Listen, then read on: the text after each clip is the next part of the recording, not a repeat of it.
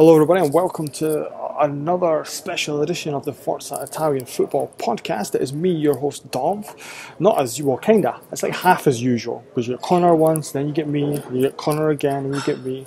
And I'm joined by one of Connor's cohorts, Nicholas Carroll, to talk about the Champions League draw that's just happened. Nicholas, how are you? I'm good, thanks, Dov. Glad to be here. Very excited about a new season of Champions League. Are you really? Always am, of course. Oh, well, not after the groups were drawn. It's going to be a wee bit depressing for the Italian teams.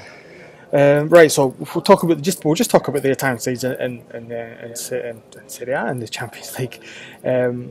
First off, we'll go for alphabetical order. Group C, Roma versus Chelsea, Atletico Madrid, and Karabakh. So this is a group of death, if you will. This is hard. This is going to be hard for Roma. In the mix zone, Francesco Totti said, because I'm in Monte Carlo, funnily enough. Nicholas, are you in Monte Carlo? Monte Carlo, I'm not, unfortunately. It's beautiful. The bright lights, the casinos, oh, wonderful. Anyway, Francesco Totti said that it's a hard group for Roma, but it's also a hard group for Atletico and Chelsea, obviously Karabakh as well. So is that something you'd agree with? I would say it's also a hard group for Chelsea, yeah, for sure.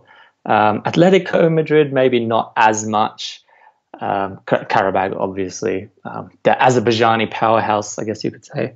No, but yeah, such a tough start for Eusebio Di Francesco. But the one good thing is for them, it might be a blessing in that there's no expectations this season. In previous seasons, we've seen in the playoff that they've been expected to win and just haven't fulfilled it. So now there's no one's really, I mean, just looking at that group, you can't really expect them to go through, or at least first off, it's going to be between them and Chelsea, you would think. So, there's no pressure on them. They've got some kind of mental freedom to just take a swing at it, see how they go. And if they lose, then, that's fine. Di Francesco can continue on and continue to develop that team.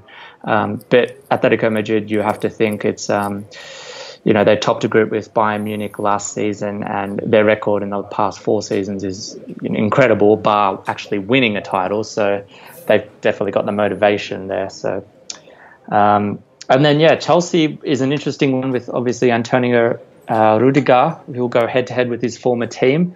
So he'll surely be able to provide some good intel on the individual Giallorossi players. So, yeah, an intriguing group at least.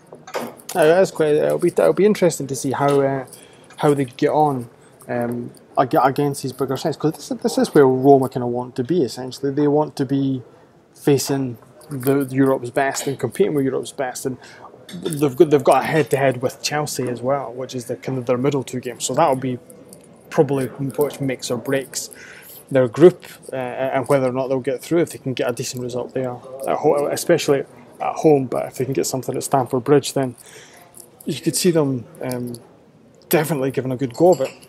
Right. Yeah, sure. Let's move on then. Group D. This is Juventus, last season's losing finalists, against Barcelona, Olympiacos, and Sporting Club de Portugal. So this looks pretty straightforward, right? Because Juve smashed Barcelona already. They'll smash Olympiacos, they'll smash Sporting, they'll win the group, they'll go to the final in Kiev and lose.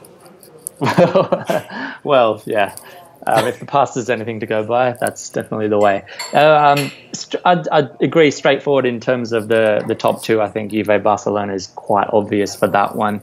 I think it would be very tough for Olympiacos and Sporting to get anywhere near the competition in that one. But the intriguing rematch of Barca Juve from last season's quarterfinal, of course, 3-0 aggregate win to the Bianconeri.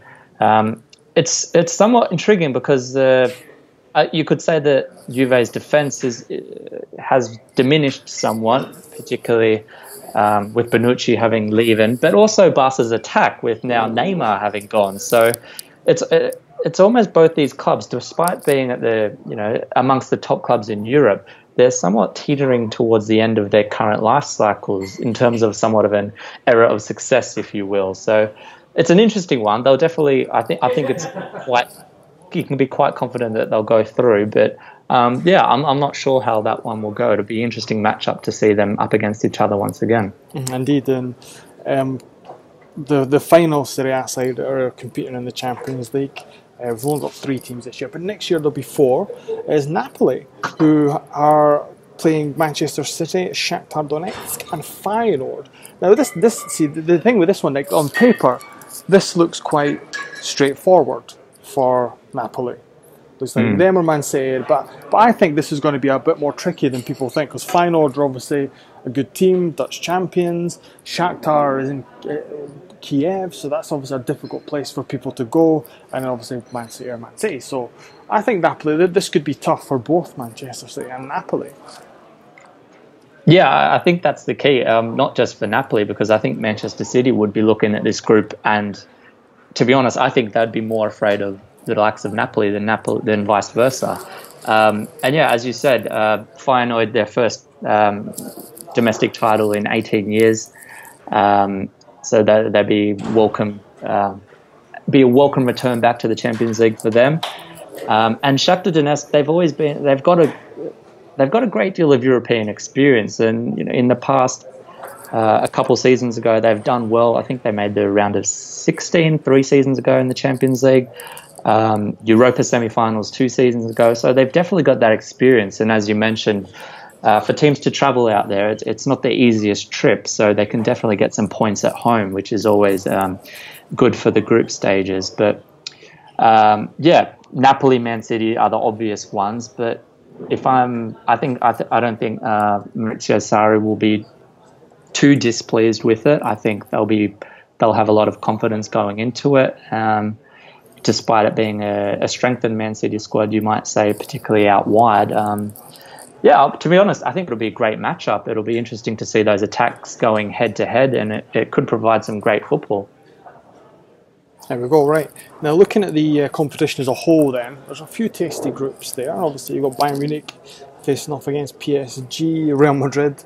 I've got Dortmund and Spurs. Then you've got a really even group with Monaco, Porto, Besiktas, Leipzig, Sevilla, Liverpool. Who are your favourites for the competition? Well, yeah, that Group H is the one I've kind of highlighted as the group of death, as you mentioned, Real Madrid, Borussia Dortmund, and Tottenham. That seems like an incredibly difficult one to get out of, if that is Tottenham can actually perform at Wembley. That is a big if.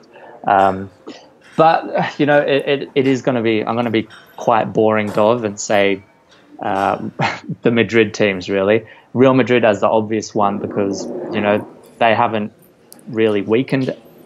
I don't think you could really say they've weakened too much. There's just no club that's strengthened enough to really match them. You'd have to think if they're on the top of their game.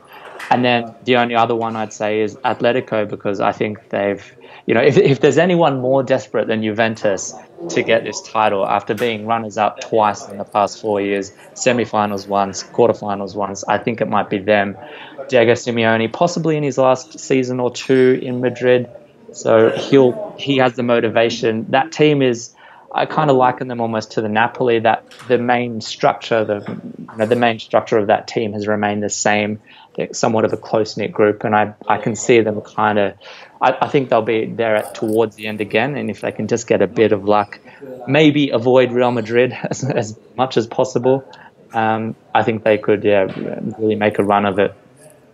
There we go then. So that is the reaction to the Italian teams in the Champions League. Let us know what you think, obviously. Send us a tweet at Serie A FFC or leave us a comment on the Facebook post for this podcast as well if you want to. And if you really want to get in touch with Nick, you can get him on Twitter, Nick Z Carroll, and I'm on Twitter at Dovschiavone as well. So if you want to do that, you can if you have that inclination. There will be another podcast with you in the next couple of days as well with Mr. Paolo Bandini and myself as well, discussing some stuff in Serie A and maybe a bit about the European draws, both Champions League and Europa League as well. So look out for that in the next couple of days.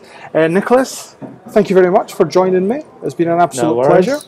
And obviously remember you can catch the main podcast on Monday with Connor and Nick and the gang and stuff as well. So make sure you tune in for that. So there's nothing else left for me to say other than arrivederci.